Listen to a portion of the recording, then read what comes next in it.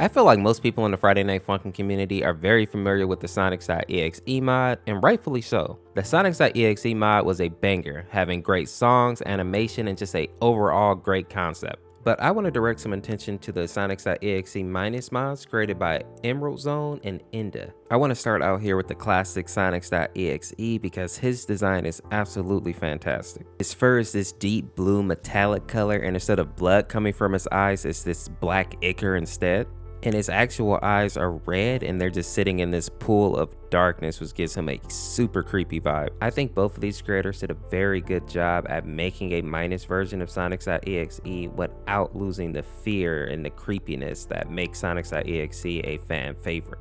Next up on our list is going to be Majin Sonics, and I love what they did with him because I think it fits more of the essence of Majin Sonic. What I mean by that is that he was never meant to be some type of horror Sonic or some type of creepy version of Sonic. Majin was supposed to be a joke character, an Easter egg, something that wasn't taken very seriously. And I feel like Minus Majin does a very good job at kind of capturing that idea, especially with that large goofy bow tie, kind of adding to that effect that he doesn't take himself too seriously, and I think his design is very well done. Next on our list we have sunky.mpeg, and I think his design completely fits the idea of Sunkee.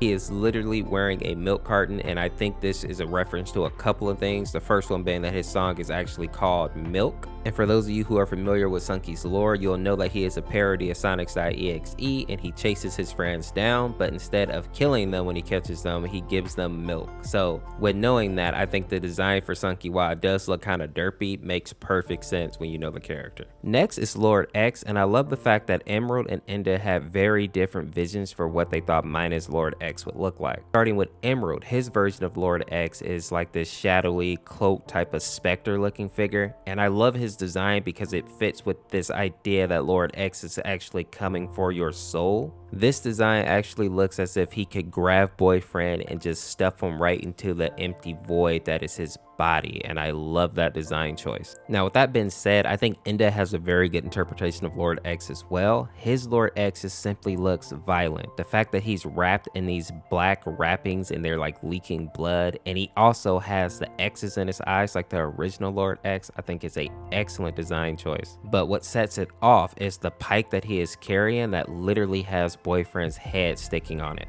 Enda's version of Lord X just simply puts out straight up maniac Black Air Force energy, and I love it. Last on our list is going to be Xenophanes, aka Beast Sonic, and while I know that he is technically SONIC.EXE, since Enda was the only creator that actually made a minus version of him, I thought he could just get his own spot. And honestly, I love the way that Enda decided to portray this version of minus Xenophanes. He took this idea that Xenophane had this crystal-like substance on the end of his quills and made that a part of his entire design.